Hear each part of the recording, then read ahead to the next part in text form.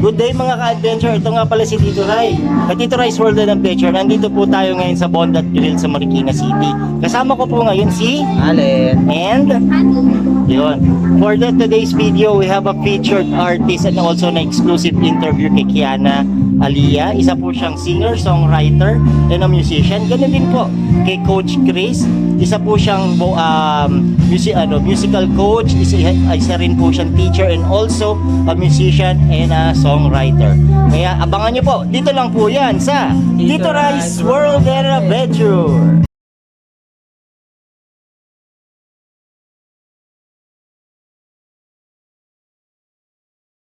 So again, this page is by Kiana Aaliyah and Jzell Criss.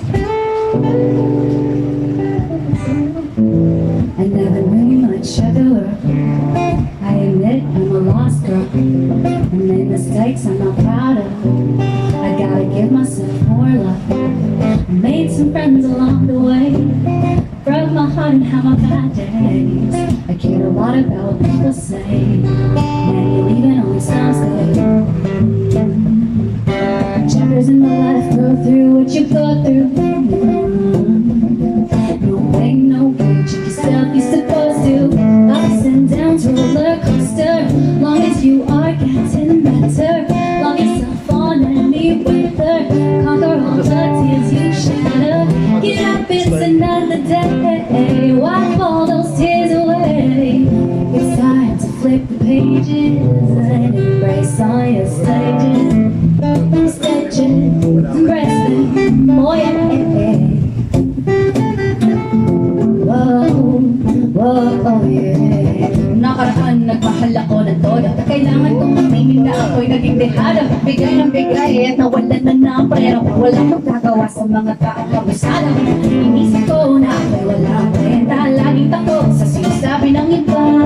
Brush it off, girl, tama na ang drama. Hindi na lang nagkaroon na ng gana. Life goes on no matter what. Emotions facing your emotions. Find the balance between your emotions and your dedication. I fell down, I fell hard. Always trying from the start. Beyond your guard. Always never feel hard. Chapters in my life grow through what you go through.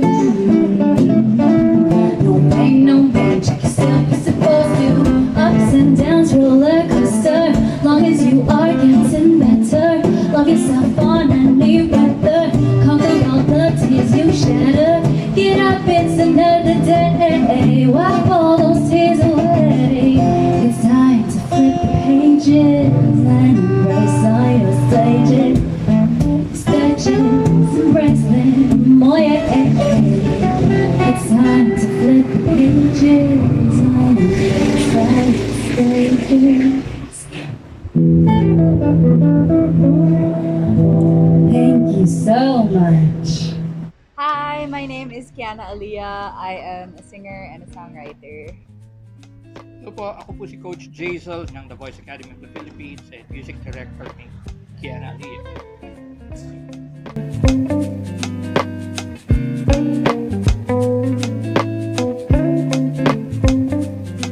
Okay, so when I was young, I started to play the guitar around mga 12 years old. And then, I think I was watching yung Mix channel na on TV. Tapos yung unang artist na nakita ko doon was Taylor Swift. Tapos may guitar siya. Tapos na-inspire ako sa mga songs niya. After that, nalaman ko na she was writing her own songs. So, I wasn't just interested in music or singing. I was also very interested in writing songs. Na to the point that it became my outlet or my form of expression. Kaya after that, I decided to pursue music already. Ako naman, I'm a newbie. Way back 50 years ago. Now, I started playing the guitar and playing piano when I was like 9 years old. So that was like ages ago. And I became a session musician at an early age of 12 years old.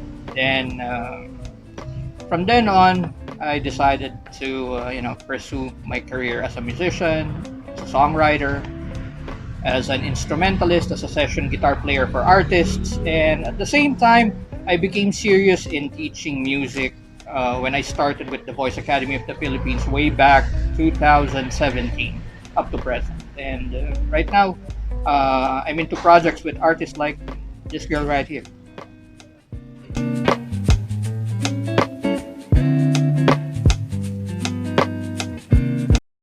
My creative process can be based on experience or based on things that I would see or observe. Kunwari, may na-experience akong sobrang masaya or masakit.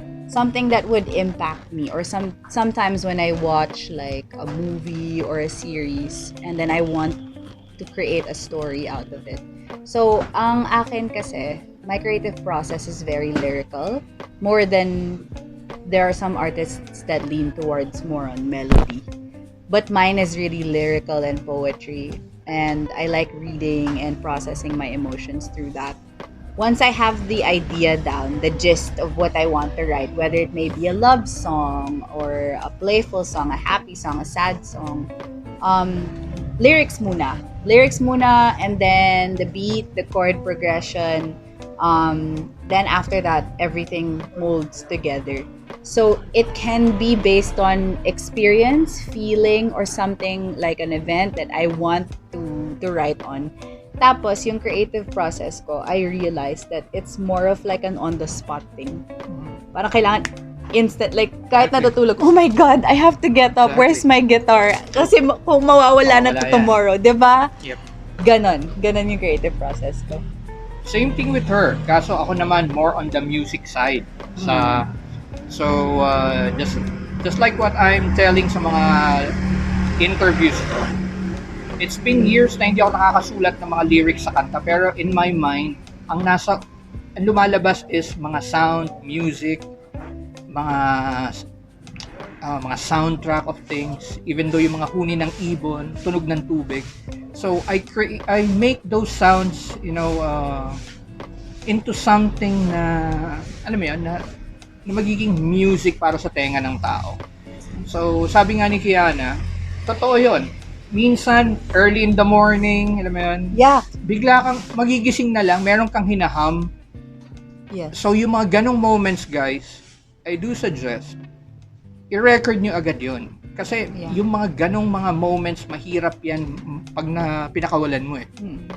Minsan sasabihin mo, sige, pag-uwi ko na lang sa bahay.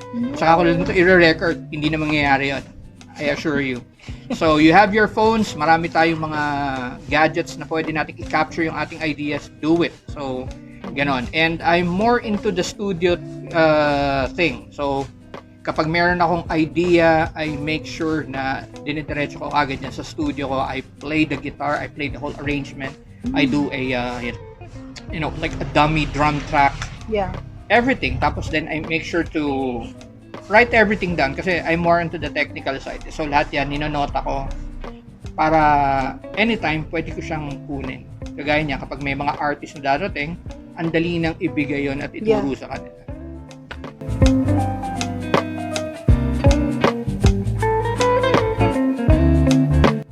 Okay. So, for foreign, I think na-mention ko a while ago si Taylor Swift talaga.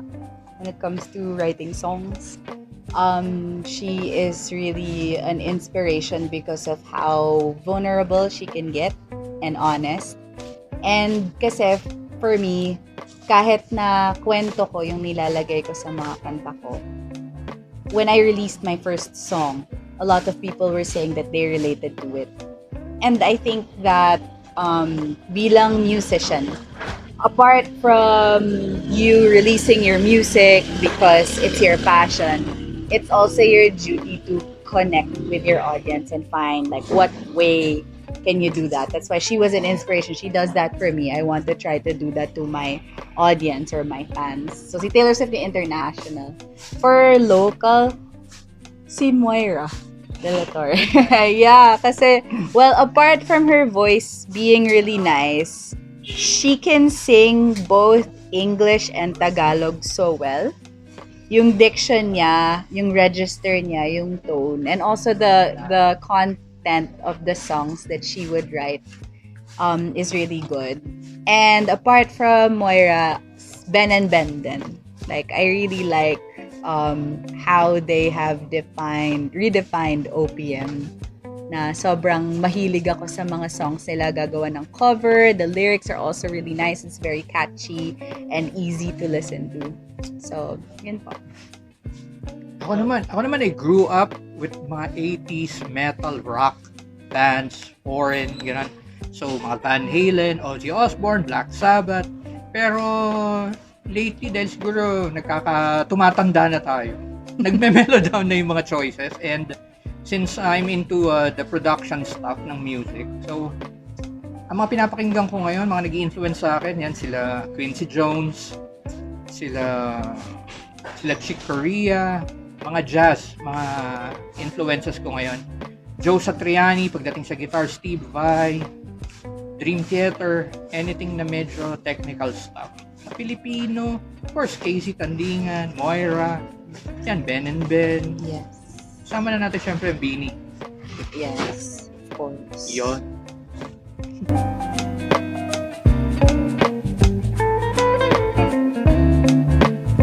Oh, from my music, of course, poetry, love, R&B, pop. From the top of my head, those are the genres that I would like to specialize in or get better at. Because, and of course, OPM. Parang if I were to release another song or an album, it would be mostly Tagalog songs, or Tagalog and English songs. And yeah, I would like my listeners to be able to be encouraged to listen to more OPM, pop, or R&B. Same thing with Kiana. So, anything na feel-good music, kasi ang dami na nating mga problema ngayon, di ba? Hindi na, alam mo yan, so, kailangan medyo hihikayatin mo na ang listeners to, feel good sa kanilang pakikinig. Maging isang magandang experience. And, P-pop pala! P-pop, go. Yeah. Yun, di ba? So, ganun. Sa amin naman, anything na makaka-relate sa ibang tao, di ba? Yeah. Madali nilang makaham. Yun nga, may mga LSS moments. Ganun. Yeah. Yun ang tingin ko eh. Kasi when we write songs, sinisiguro namin yung chorus ay parang hooks. Yes. You need to hook the listeners to your song. And basically, that's it. And,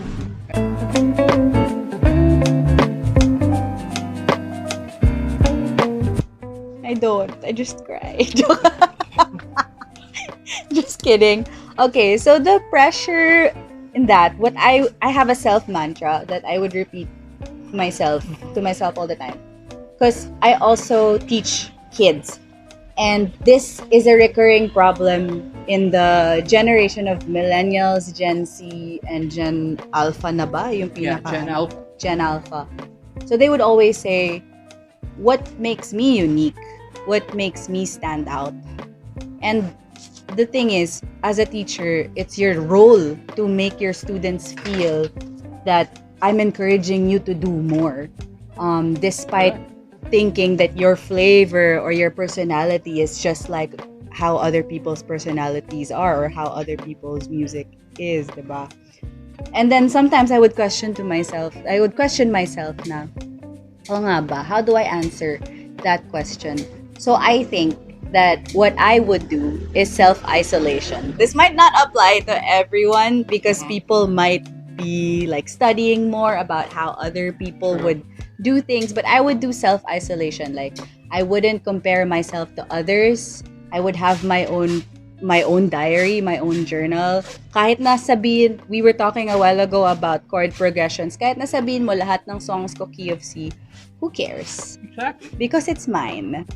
And you have to be confident to own up to that eh.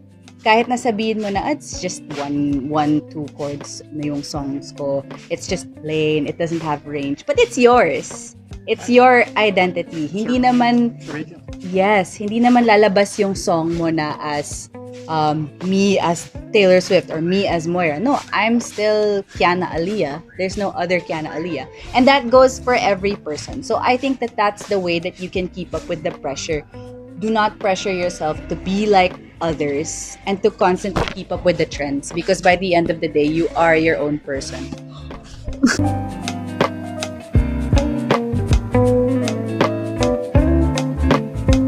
Okay. My next single, because if you've listened to my previous single, that was Guapo. So that one was about heartbreak. It was about a relationship that she thought would work out but ended up not working out. And there was a music video for Guapo. Watch it. But then, by the end of the music video kasi, the last scene was she was sitting down in her own apartment and she regained, kumbaga, her independence. After that, my next single, like a teaser lang, is magulo ang buhay eh. Like, pag nag-heal ka, it's really not linear. You can feel okay today, tas bukas, umiiyak ka na naman, gano'n. May future ka ngayon, tas bukas nawala lahat, you know. So that's why my next single is called Stages. Stages in your life na kahit mahirap, kailangan mong pagdaanan eh. Kahit na masakit sa puso, kailangan mong pagdaanan. And I want to encourage people na it's okay not to be okay. That's the gist of the song. And yeah, I'm so excited. We're still collaborating, working on it, but then I'm excited to release that talaga. Ako naman, I'm excited on the projects that we will be doing together. Kasi biglaan to eh, di ba? So, na-timingan lang dahil hindi ako ganong busy sa Tara, sa Danaya, and I'm more focused on teaching, pagse-session ko sa ibang artist, and doing, studio work. Tapos, yeah, itong katabi ko, biglang kumontak for a collaboration on her original. So, I'm excited kung ano yung magiging kalalabasan nung yung tunog ni Jzell Criss at saka nung ating banda na binuo. Yeah. Versus sa kanyang mga songwriting, mga ideas niya, i-merge namin. So, watch out for that, guys. Yeah.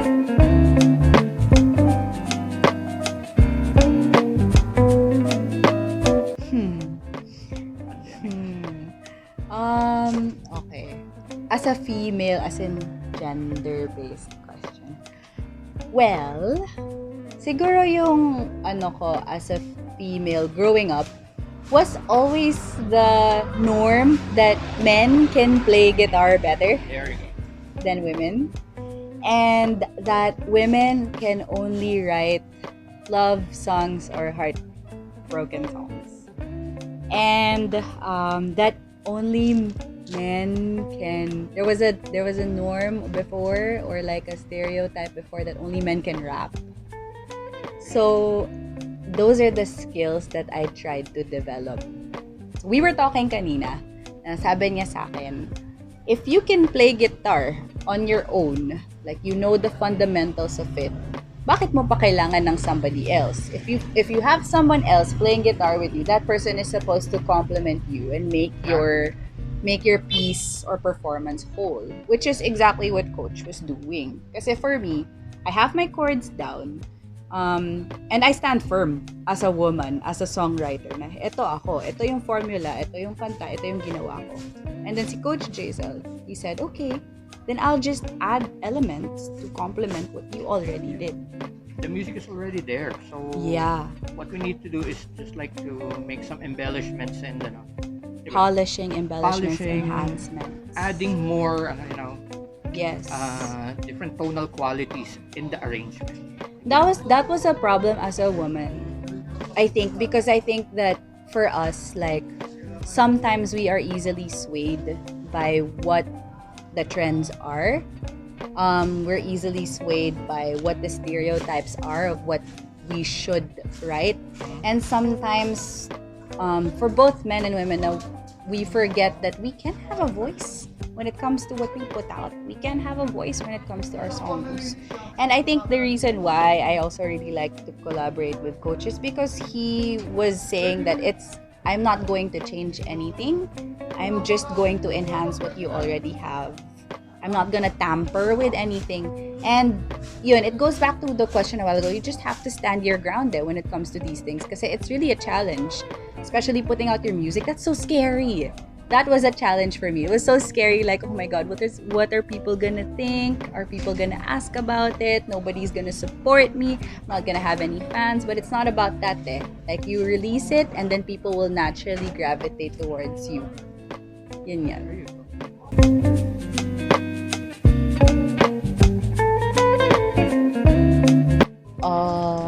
Do you want to go first? Memorable career. People know me as a producer, as a guitar player, as a band leader of bands na puro women ang front. So we have Danaya, we have Tara, I also have Lynette, and I'm also collaborating with different artists na puro babae. So kaya napakadaling transition ng mga melodies mo sa arrangement ng isang babaeng songwriter. So for me, mga biggest achievement ko is syempre maging part ng The Voice Academy of the Philippines, seeing how our students grow. We see them from zero knowledge. Ngayon, mga artists na mga kilala na, they're in the industry. And I'm also thankful to this award-giving body kasi the past 2 years has been very blessed for me and for my artists.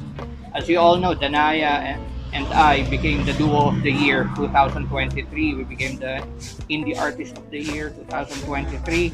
Then I just recently won Producer of the Year sa IMA Awards. And for me, that's like, masaya na ako doon. And it only goes to show na lahat ng mga efforts and hard work mo na binibigay mo sa mga artist na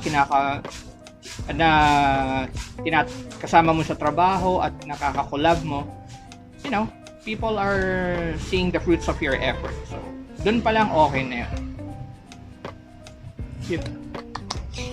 For me, I guess it just happened recently when I released my music video. That was something that I really wanted for the longest time. And I think what I appreciate the most about it is the people that I worked with, how game they were. I couldn't even say that was the biggest achievement of my career. It's also them.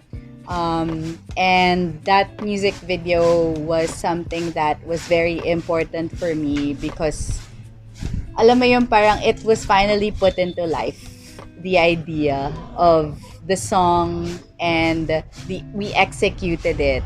And I like how my ideas or the ideas that I had in my head were able to be placed in a video by my director, Maxine, and my co-actor, Jigs, and all the rest of the people that worked there.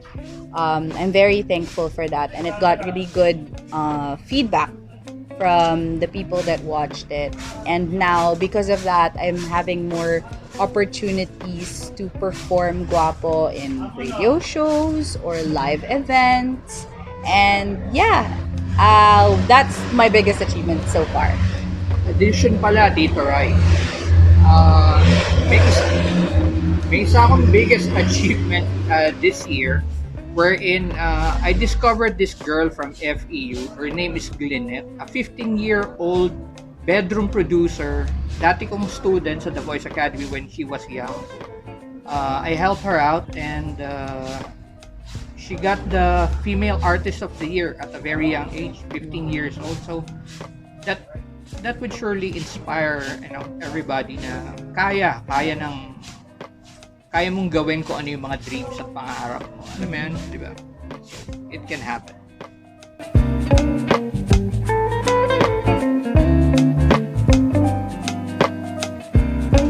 Oh my gosh.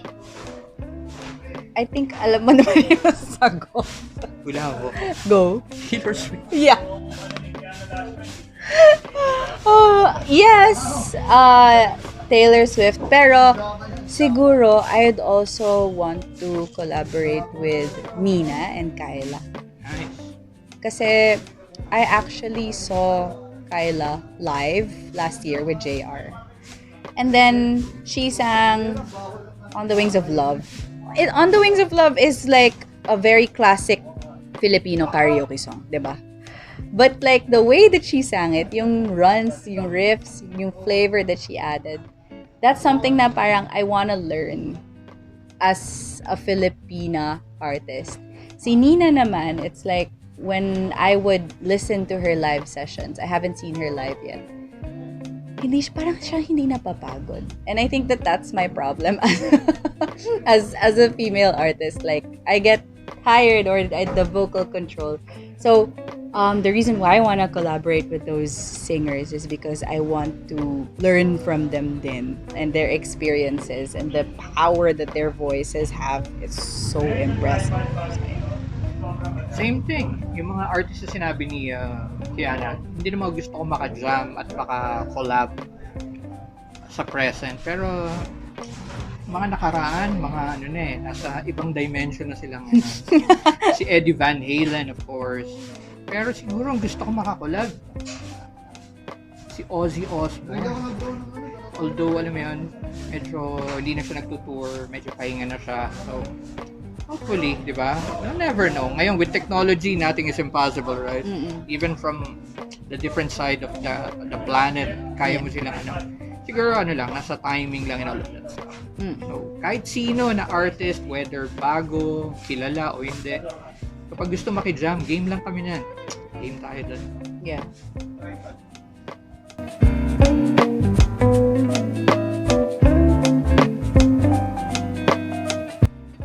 I'm the type of person that loves to do so many things. So many things. I don't like not being busy. So if I'm not doing music, I'm teaching. If I'm not teaching, I'm at the gym. If I'm not at the gym, I'm doing music. How do I balance it? Okay. So, unahin mo na dapat may 8 hours of sleep ka. Unahin mo na yon. Tapos, anong gagawin mo when you... Hirap na na. Una pa lang, hirap. So, anong gagawin mo after that? So, dapat may routine ka. Set mo na yung routine mo. And your routine shouldn't be robotic. It shouldn't be na parang, okay, Monday to Friday, I'm gonna do the same thing. No, add something. It's like, for me, sige, 3 times a week, I go to the gym. Dapat may time ako na I just sit down by myself, play my guitar. Not even write a song, just play my guitar. Like, hold it. Namimiss ko siya eh. Namimiss niya ako. Yung ganon. Vocal warm-ups, very important. It can be, I'm not strict with that. It can be at the start of the day. It can be by the end of the day. And then, have outside activities to keep you sane. So, apart from my passion with music, I really have a passion to teach kasi. So, when it comes to teaching, or anything that you're doing outside of your music, immerse yourself in it. Immerse yourself in anything that you do because sometimes music can make you feel dumb. Especially if you have writer's block or mental block as an artist. You're not going to create cohesive material. It's not going to be substantial. You need to have work-life balance. You need to take care of yourself. Tapos, this might be like a super little thing. Hygiene and health is so important. Kasi you have to preserve your vocal cords and you also have to preserve like, you know, kahit na sabihin mo, fingertips lang naman yan for guitar. You don't want to have like a muscle strain in the middle of like a Discipline. Yeah, like you discipline yourself. Tapos wag kang tatamarin. There could be times na tamad ka to like get up or like have a lazy day. You can have one lazy day in a week, but not like 3 days straight. Yeah. I used to have that. Yeah, so productivity and balance, immersing yourself and doing different things all the time, not having a robotic routine. Routine, that's how I was able to manage work-life music balance. Ako naman I'm lucky kasi yung aking work sa The Voice Academy, it's very dynamic. So every day, minsan 8 years old ang kausap ko, minsan 85 years old, minsan 40, minsan 12. So, ano siya, every student is like a parang it refreshes your di ba? Yung pagtuturo. Parehas kami kasing teacher. Yeah. So, passion namin ang pagtuturo at the same time nag-enjoy kami sa ginagawa namin. Yes. So, music related pa rin, arts related, creativity mo kailangan nandun sa work namin. So, ganun ang aming work. We're so lucky na ganun ang ating mga work, di ba? Yeah. I can't stand, sitting like 8 hours sa isang desk sa office. I can. I Tas would puro, vomit. tas puro papers, di ba? And of course, syempre, ganun tama yung sinabi niya. Dapat meron kang day para sa yung physical activity. Kailangan medyo rin. So, ganun ginagawa ko. I walk every day sa village. Yeah. And I make sure na syempre may time tayo sa ating mga loved ones. Lalo na kay Mayora. Oh, Kung hindi, tapos ako. Bye-bye. Bye-bye. Ganun lang. Enjoy what you're doing. Yun ang secret. Yes.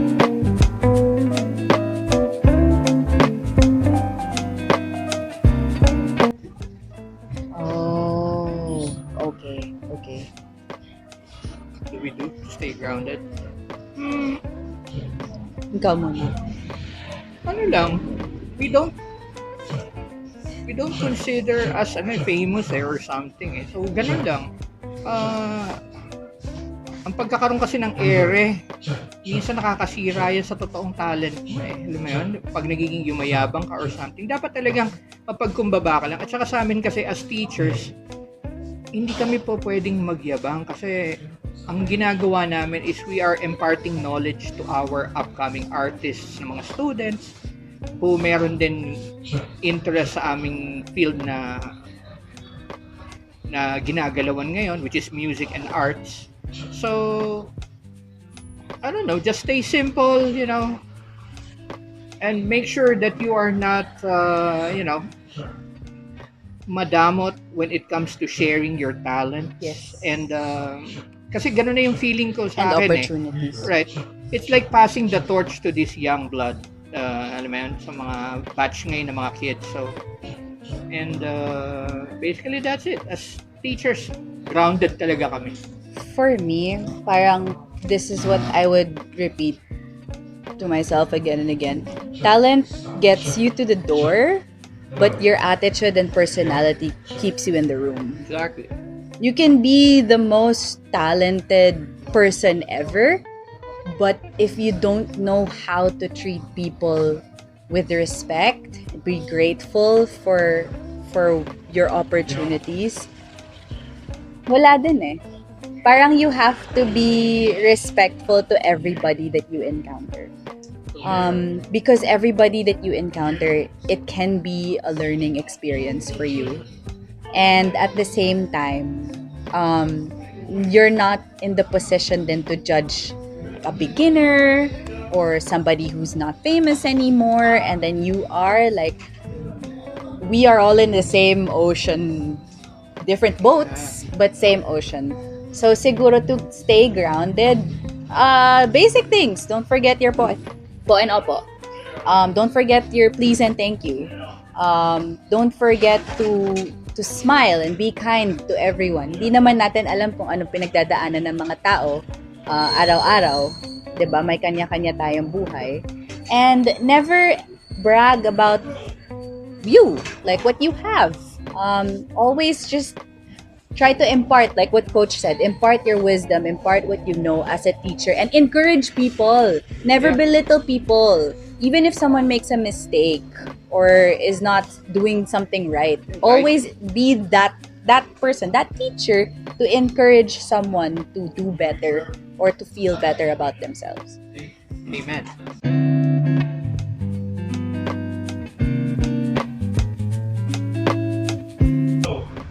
Ako? Okay. So, ang goal ko talaga is to be able to release an album. I want to release an album because I have some songs that I really want people to listen to, and I really want to perform. And to be able to, for the next 4 years, to tour siguro maybe tour internationally na din, There you go. locally. But yes, my goal is to still keep working like this. I want to still keep being busy, writing, releasing, touring. Yeah. Same thing. Touring, performing, helping out artists like, Kiana and,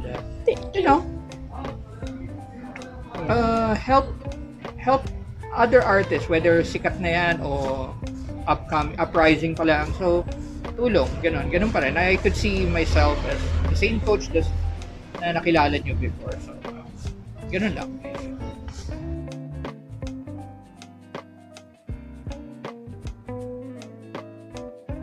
Oh my gosh. Okay. So, little background lang. I teach theater.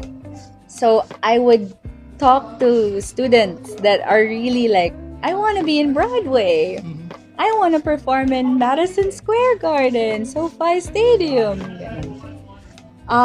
My advice is have a high mindset.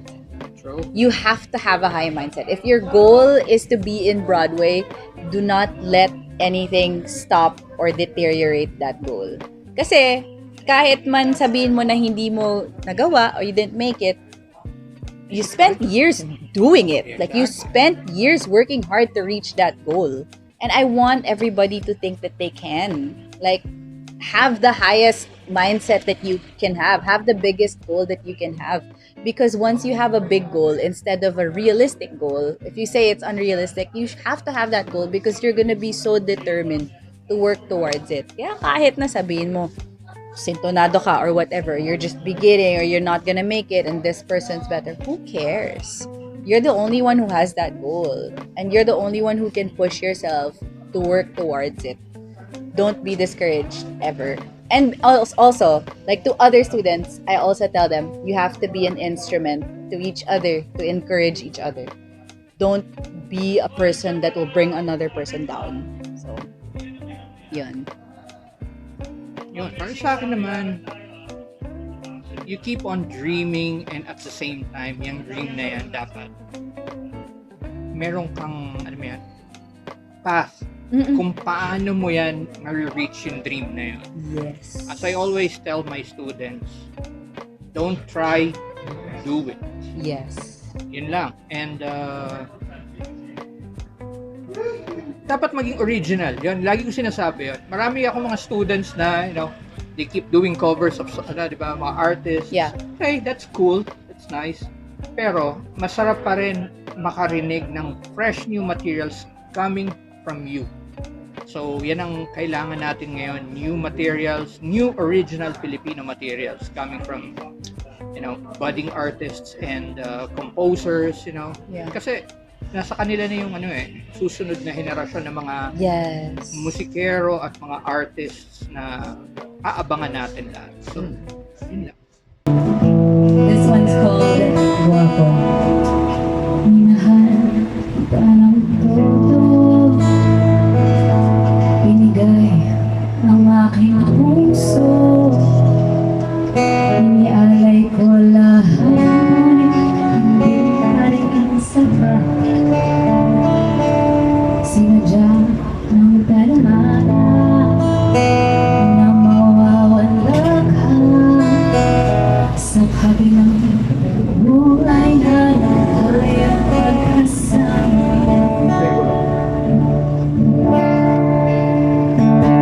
Nagsimula ito sa aking eskwela, papadalas na ang ating pagsasama. Kulang na lang magkadikit na tayo, araw-gabi oras ko ay para sa'yo. Binigyan mo ko ng listahan ng pangako, para lang matikman mo ang aking matamis na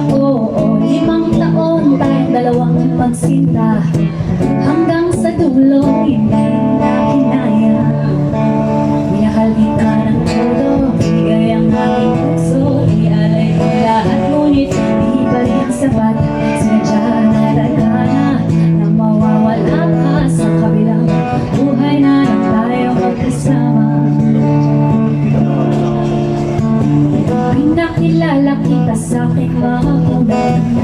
Daw pag-ibig ang ganitong taong gulang. Sinabi mo na hindi ka susuko. Nung nahirapan ka, pinasag mo ang aking puso. Nalaman ko na may ibang syota. Pag-ibig ko sa'yo ay walang kwenta. Sarap siguro magmahal kung piniloko. Pinatawad kita, sino ngayon ang naloko? Minahal kita ng todo, bigay ang aking puso. Ialay ko lahat, ngunit di pa rin sapat. Sinadya ng tadhana nang mawawala ka sa kabilang buhay na lang tayong magkasama. Minahal kita ng todo, bigay ang aking puso.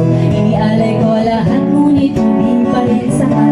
Sinadya ng tadhana nang mawawala ka sa kabilang buhay na lang tayong magkasama.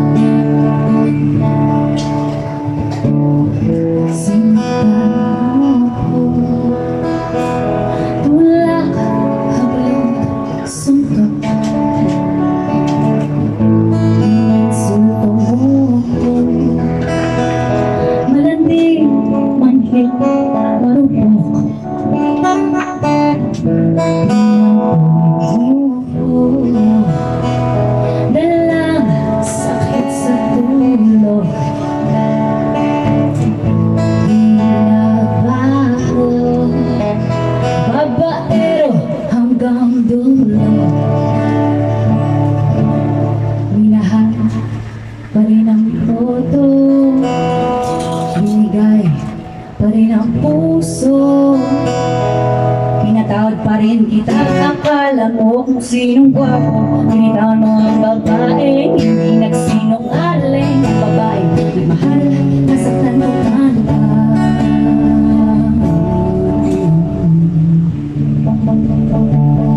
Minahal kita ng todo, bigay ang aking puso. Inaalay ko lahat, ngunit hindi pa rin sapat.